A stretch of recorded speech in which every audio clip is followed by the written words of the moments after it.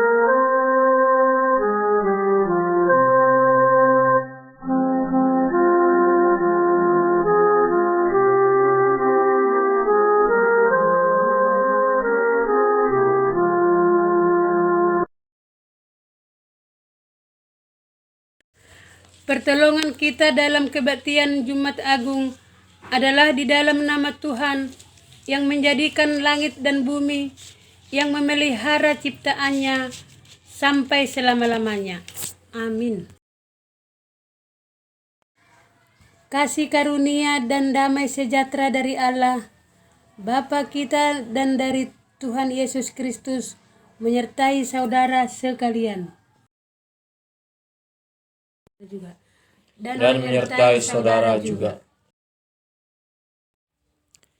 Dia yang tidak mengenal dosa telah dibuatnya menjadi dosa karena kita, supaya di dalam Dia kita dibenarkan oleh Allah. 2 Korintus 5 ayat 21. Kita menyanyikan Kidung Jemaat nomor 453 ayat yang pertama dan yang kedua. Yesus kawan yang sejati.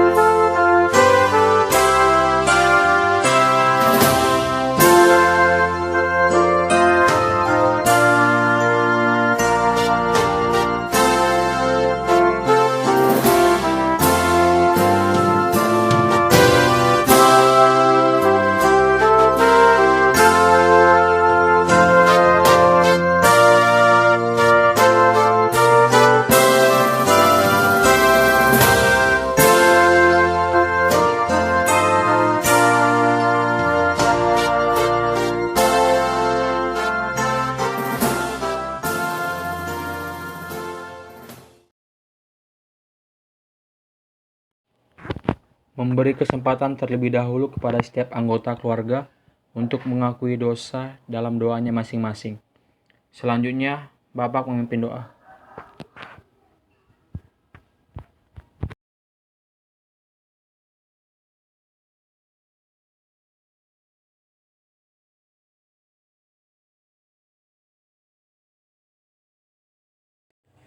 Kita menyanyikan Kidung Jemaat nomor 368, ayatnya yang pertama.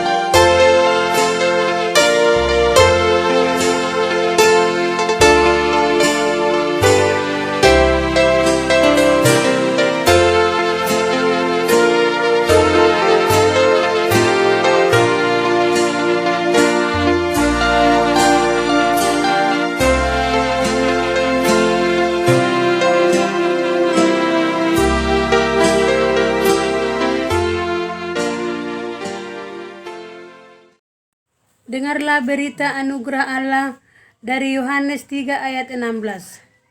Karena begitu besar kasih Allah akan dunia ini, sehingga ia telah mengaruniakan anaknya yang tunggal, supaya setiap orang yang percaya kepadanya tidak binasa, melainkan beroleh hidup yang kekal. Demikian berita anugerah Allah. Kita menyanyikan Kidung Jemaat nomor 33, ayat yang pertama dan yang keenam. Suaramu kudengar.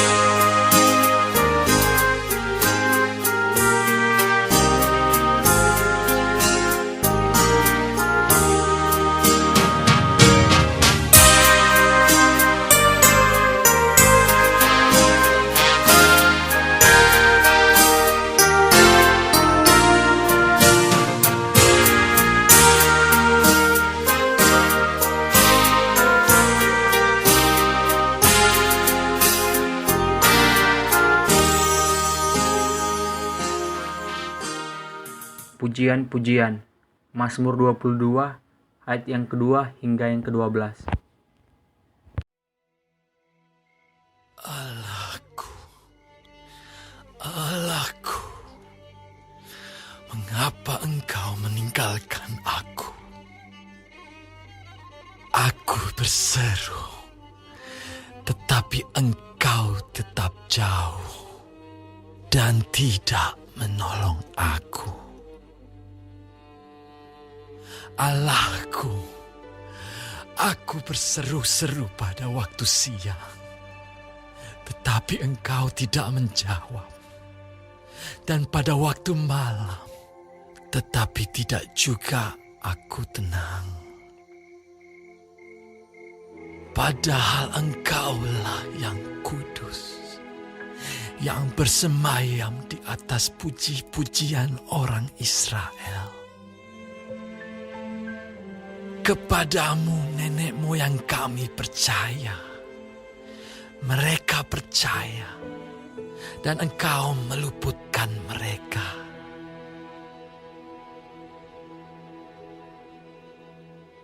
Kepadamu mereka berseru-seru, dan mereka terluput. Kepadamu mereka percaya, dan mereka tidak mendapat malu. Tetapi aku ini ulat dan bukan orang, celah bagi manusia, dihina oleh orang banyak. Semua yang melihat aku mengolok-olok aku. Mereka mencibirkan bibirnya, menggelengkan kepalanya. Ia menyerah kepada Tuhan. Biarlah Dia yang meluputkannya. Biarlah Dia yang melepaskannya. Bukankah Dia berkenan kepadanya? Ya, Engkau yang mengeluarkan aku dari kandungan. Engkau yang membuat aku aman pada dada ibuku. Kepadamu aku diserahkan sejak aku lahir. Sejak dalam kandungan ibuku, Engkaulah Allahku. Janganlah jauh daripadaku, sebab kesusahan telah dekat dan tidak ada yang menolong. Kita menyanyikan Kidung Jemaat nomor 35 ayatnya yang pertama.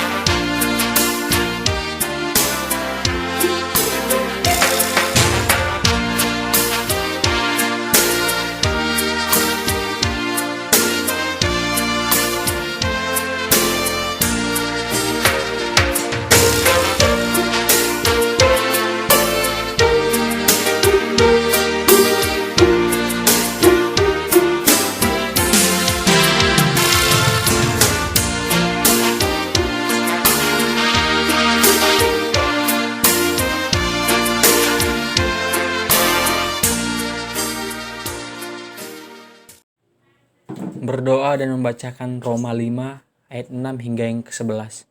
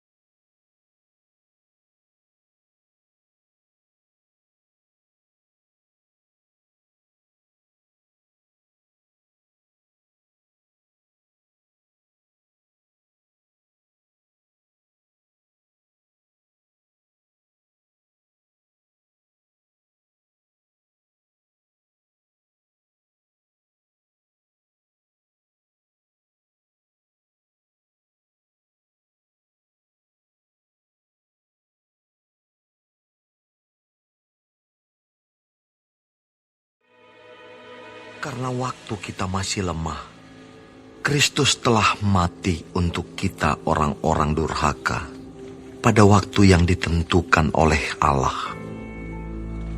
Sebab tidak mudah seorang mau mati untuk orang yang benar. Tetapi mungkin untuk orang yang baik ada orang yang berani mati. Akan tetapi, Allah menunjukkan kasih-Nya kepada kita. Oleh karena Kristus telah mati untuk kita ketika kita masih berdosa. Lebih-lebih karena kita sekarang telah dibenarkan oleh darah-Nya, kita pasti akan diselamatkan dari murka Allah. Sebab jikalau kita ketika masih seteru diperdamaikan dengan Allah oleh kematian anaknya, lebih-lebih kita yang sekarang telah diperdamaikan pasti akan diselamatkan oleh hidup-Nya. Dan bukan hanya itu saja, kita malah bermegah dalam Allah oleh Yesus Kristus, Tuhan kita. Sebab oleh Dia kita telah menerima pendamaian itu. Demikianlah firman Tuhan.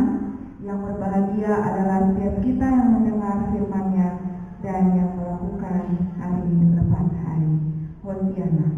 Hosiana, Hosiana, Hosiana.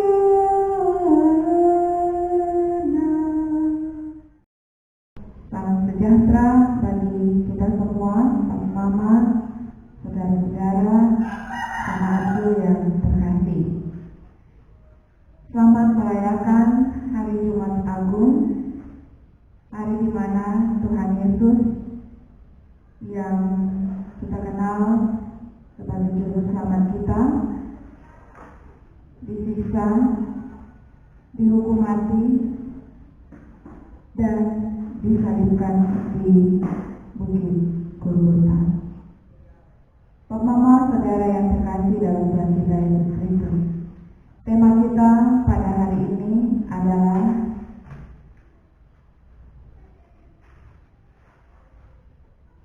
pendamaian dan keselamatan.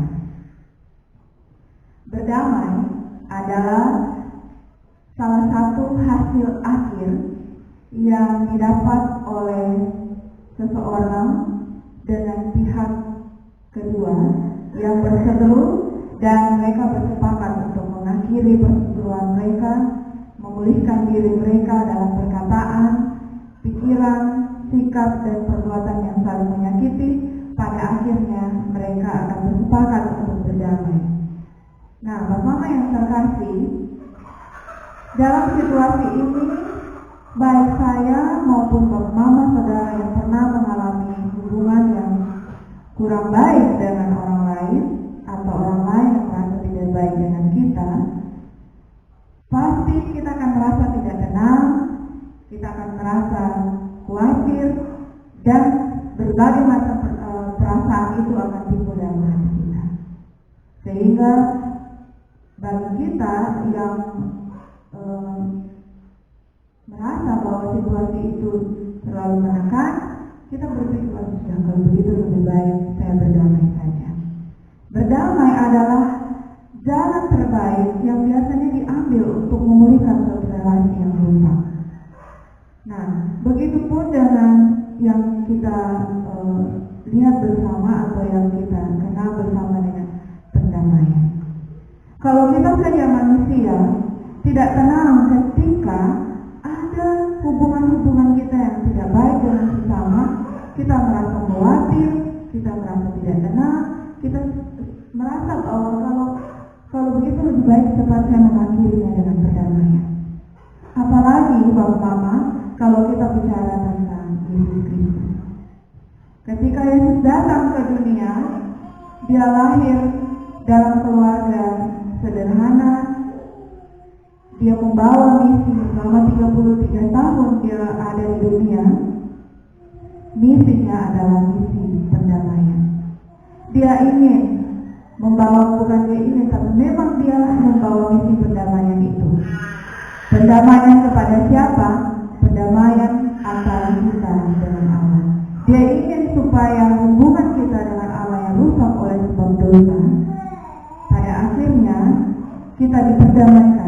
dan hubungan kita kembali baik, relasi kita kembali baik dengan Allah Sang Pencipta kita.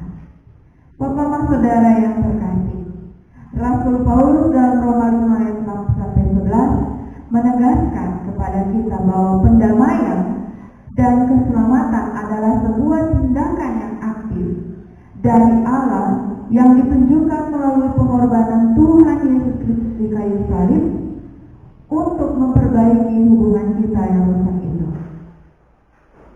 Sehingga kita perlu sadar bahwa untuk mendapatkan pendamaian itu dan untuk mendapatkan keselamatan itu ada pengorbanan yang luar biasa. Pengorbanan itu yang mana? Yaitu puncaknya di kayu salib. Bapak yang terkasih dalam Tuhan kita Yesus Kristus, sebelum Yesus sampai pada puncaknya di kayu salib, kita menyaksikannya melalui Injil dari Injil Matius sampai Injil Yohanes, mengisahkan bahwa Yesus mengalami penyiksaan, mulai dari ketika dia dijual oleh muridnya sendiri, bahkan ketika dia harus menghadapi pengadilan demi pengadilan. Saya membaca sebuah tulisan dalam website Sinode Gemit. Di situ ada satu tulisan yang mengatakan bahwa Yesus mengalami 2 kali proses hukum dan 3 kali menjalani pengadilan, atau dalam hal ini Yesus mengalami 3 kali pengadilan. Yaitu dikatakan, saya bisa membacanya bagi kita, bangsa Yahudi pada waktu dijajah kekaisaran Roma memiliki 2 jenis pengadilan. Injil memberitakan 2 proses pengadilan yang berbeda terhadap Yesus, yakni pengadilan Yahudi dan pengadilan Romawi. Awalnya Yesus menjalani proses hukum di pengadilan agama Yahudi. Dalam hukum Yahudi, Yesus harus menjalani pengadilannya sebanyak 3 kali. Jadi ada 2 jenis proses hukum dalam hukum Yahudi dan hukum Romawi. Tetapi ada 3 kali proses pengadilan. Yang pertama dia dibawa kepada Hanas, yang kedua dia dibawa kepada Imam Kayafas, dan di dalam Imam Besar Kayafas inilah dia tercetus ide untuk Yesus harus dihukum mati. Dan setelah itu Yesus dibawa ke Pilatus, dan ketika sampai ke Pilatus tidak ditemukan. Pilatus tidak menemukan kesalahan Yesus, lalu dikembalikan lagi kepada Imam Kayafas. Dan ketika dikembalikan ke Imam Kayafas, mereka mengembalikan lagi Yesus kepada Pilatus, dan pada akhirnya Pilatus tidak bisa menahan emosi bangsa Yahudi saat itu, dan pada akhirnya pun atas izin Allah Yesus pun akhirnya dijatuhkan hukuman mati. Bapak yang terkasih dalam Tuhan kita Yesus Kristus, proses demi proses dialami oleh Tuhan Yesus, dan pada puncaknya di kayu salib Yesus mengalami puncak penyiksaannya. Dan pada saat itulah nyata terbukti bahwa Yesus melakukan itu semua demi menebus dosa-dosa kita manusia. Di dalam Roma 5 ayat 6-11, Rasul Paulus menyebutkan ada 3 ungkapan yang berbeda tetapi sama, yaitu tentang orang berdosa seperti kita. Yesus berkorban di kayu salib demi kita orang-orang berdosa. Ada 3 macam orang berdosa yang diungkap oleh Rasul Paulus. Yang pertama dalam ayatnya yang ke-6, di situ Bapak bisa lihat ada tulisan, ada satu kata mengenai yang disebut sebagai orang lemah. Di dalam bahasa Yunani, orang lemah itu disebut sebagai asthenes, atau orang yang kehilangan kekuatan. Orang lemah biasanya dilucuti pada saat kalah bertempur, karena itu orang-orang berdosa diibaratkan sebagai orang yang dilemahkan oleh kekuatan dosa dan akibat-akibatnya.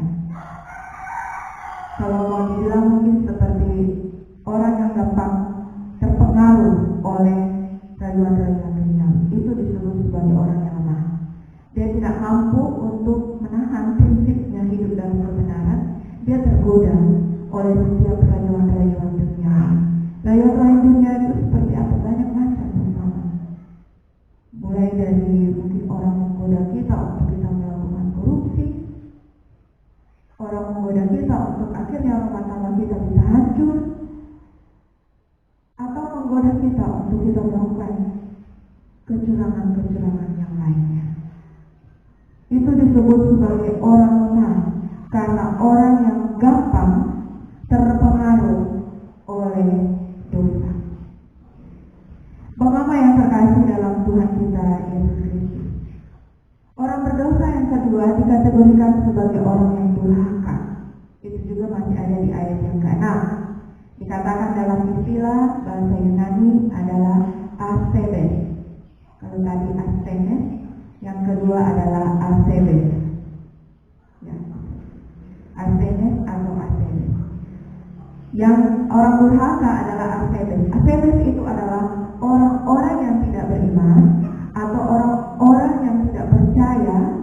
Mereka adalah orang yang tidak hidup dalam kekudusan, cenderung memberontak dan tidak taat kepada Allah. Nah, orang-orang durhaka ini adalah orang-orang yang cenderung tidak percaya kepada Tuhan.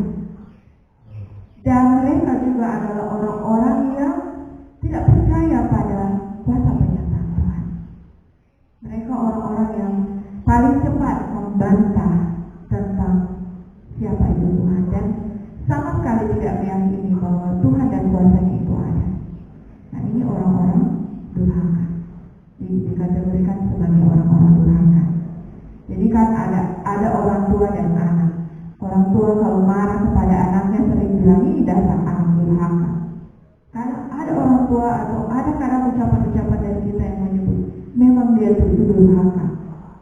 Durhaka dalam arti bahwa dia tidak beriman, tidak percaya kepada orang tua, tidak percaya kepada Allah.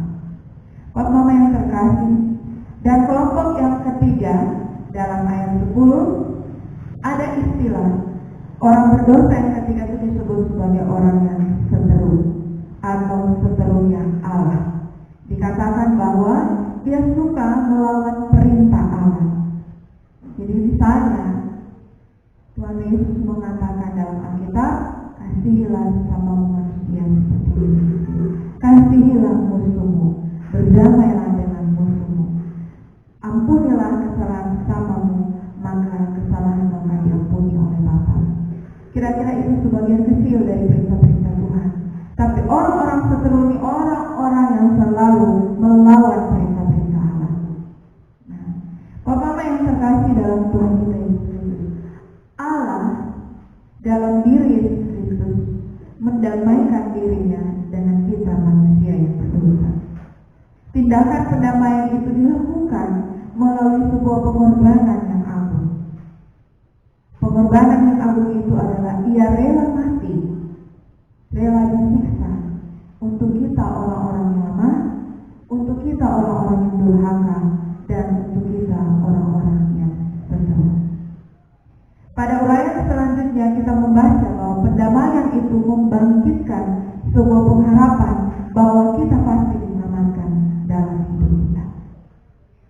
Jadi Mama kita perlu bersyukur sekalipun kita mengalami peristiwa, kita melihat kesaksian, kita melihat peristiwa Yesus disiksa, dianiaya, disalibkan dan mati dan serta dikuburkan.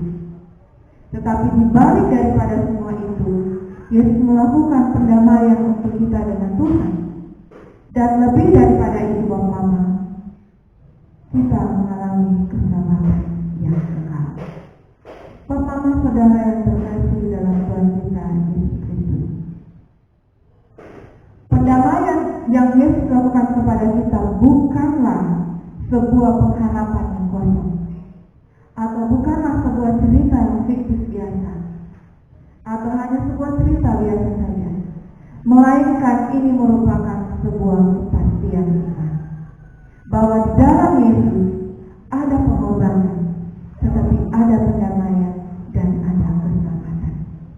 Bapak-bapak saudara yang terkasih, kita dipulihkan oleh pengorbanan Yesus sebagai orang-orang yang durhaka, orang-orang yang lemah, orang-orang yang berseteru dengan Allah. Kita diperdamaikan dan kita diampuni dosa-dosa kita. Sungguh suatu harga yang sangat mahal Bapak-bapak untuk sebuah penebusan dosa, hanya semata-mata untuk pendamaian dan keselamatan. Bapak-bapak yang terkasih, dalam menghayati Jumat Agung di tahun 2020 ini, kita sadar betul kita menghayatinya, melewati hari Jumat Agung di tanggal 10 April 2020 ini dengan suatu suasana yang sungguh berbeda dari tahun-tahun yang lalu. Tetapi percayalah Bapak, bahwa sekalipun kita tidak berkumpul bersama secara fisik di rumah ibadah, di tempat-tempat kudus Tuhan, di gereja-gereja di seluruh dunia, tetapi penyertaan dan kasih Allah itu tetap ada pada kita. Dia tetap mengasihi Bapak-bapak saudara dan saya. Allah mengasihi kita Bapak-bapak. Dia mengasihi orang lemah seperti kita. Dia mengasihi orang-orang durhaka seperti kita. Dan dia mengasihi orang yang seperti kita.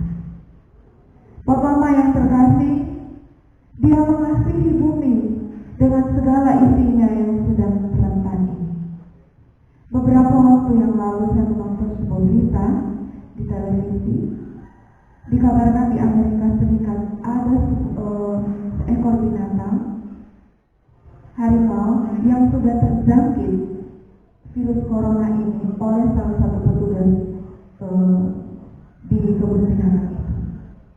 Artinya bahwa ketakutan kita untuk sesama manusia itu sudah menjangkit juga ke makhluk hidup yang lain. Nah, semalam saya membaca sebuah berita juga di Batam. Kita sudah mencapai 11 orang yang positif COVID-19. Dan semakin hari kita menonton di berita bahwa orang yang dikategorikan sebagai positif corona ini sudah mencapai ribuan orang di seluruh Indonesia.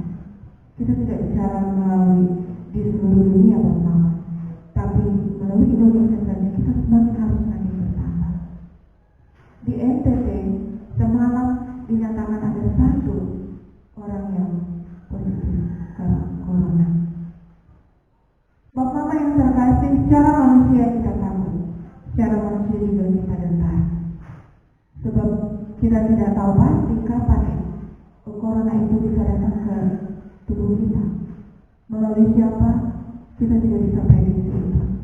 Bisa saja hari ini kita sehat, belum tentu 1 minggu 2 minggu ke depan semua dalam rencana Tuhan. Tetapi Bapak Mama, saya mengatakan kepada Bapak Mama dan saya bahwa mari kita tak percaya bahwa Allah itu mengasihi kita. Dengan kita menjaga jarak kita dengan sama-sama kita, dengan menjaga jarak kita dengan menjaga kebersihan tubuh dan rumah kita, memakai masker dan mengikuti semua anjuran pemerintah dan sinode gereja, maka pasti puji Tuhan kita ada dalam perlindungan Tuhan. Bapak Mama yang terkasih dalam Tuhan kita Yesus Kristus, kita merayakan Jumat Agung dalam semangat harus saling mengasihi. Allah dalam misinya bersama melalui Tuhan Yesus Kristus, dengan misinya berdamai dengan manusia, harus berdamai dengan Allah. Maka kita sebagai sesama manusia pun harus ada dalam hidup dalam suatu relasi yang baik. Marilah kita berdamai sebelum waktunya datang menjemput kita. Bapak Mama berdamai dengan saya berdamai dengan Bapak Mama. Bapak Mama berdamai dengan istri, dengan suami, dengan anak. Berpegangan tangan, memanfaatkan waktu dengan baik. Ketika pemerintah menganjurkan kita untuk diam di rumah atau di rumah saja, maka mari manfaatkan itu dengan baik. Pulihkan setiap relasi-relasi yang mungkin selama ini rusak akibat keegoisan kita masing-masing untuk mempertahankan diri. Melalui Jumat Agung ini saya mengajak kita untuk mari kita berdamai dengan sesama kita. Kita berdamai, kita memulihkan relasi kita. Terlebih kita berdamai dengan Tuhan. Kita memohon ampun akan setiap dosa-dosa yang kita telah lakukan, baik untuk sesama kita maupun ketika kita menyakiti hati Tuhan. Pak Mama, mari tetap semangat menjalani hidup. Kita masih ada dalam masa-masa di mana Mama saudara saya tidak bisa bertemu di gereja secara langsung. Masih sampai tanggal 29 Mei sesuai himbauan sinode. Tapi saya percaya dalam doa-doa saya menitipkan jemaat-jemaat saya ada dalam perlindungan Tuhan. Dan Mama juga mendoakan saya, dan mari kita sama-sama berdoa melalui perayaan Jumat Agung di tahun ini. Kita bukan merayakannya dengan kesedihan, tetapi kita merayakannya dengan penuh ucapan syukur. Karena Allah kita dahsyat, Allah kita yang penuh dengan kasih itu telah mengorbankan dirinya demi keselamatan kita dan demi perdamaian kita. Shalom, Tuhan memberkati kita dalam kasih-Nya. Amin.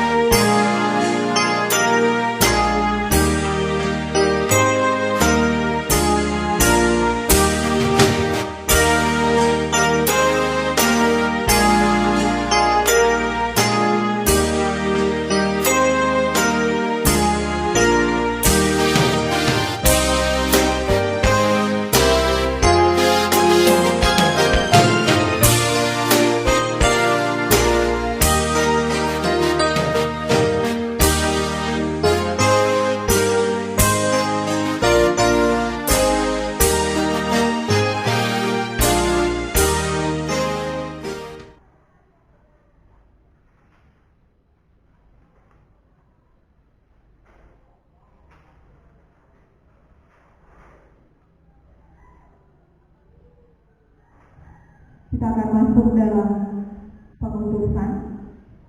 Marilah kita menyatakan kesediaan kita dengan kita menyanyi, ya Tuhan, tiap jam ayatnya yang pertama.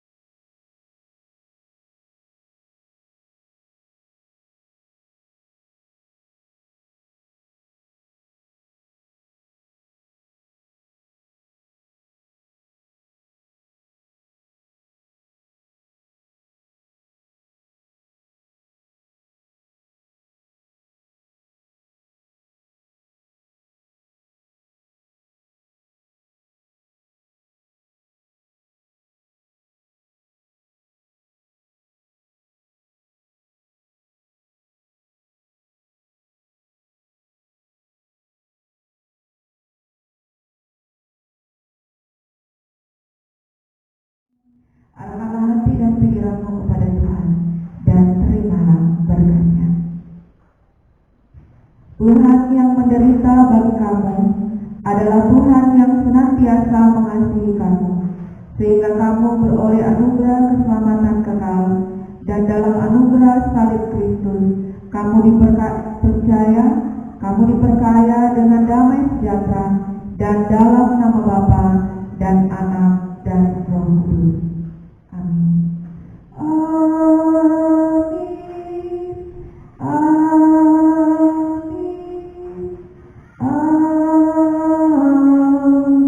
Amin.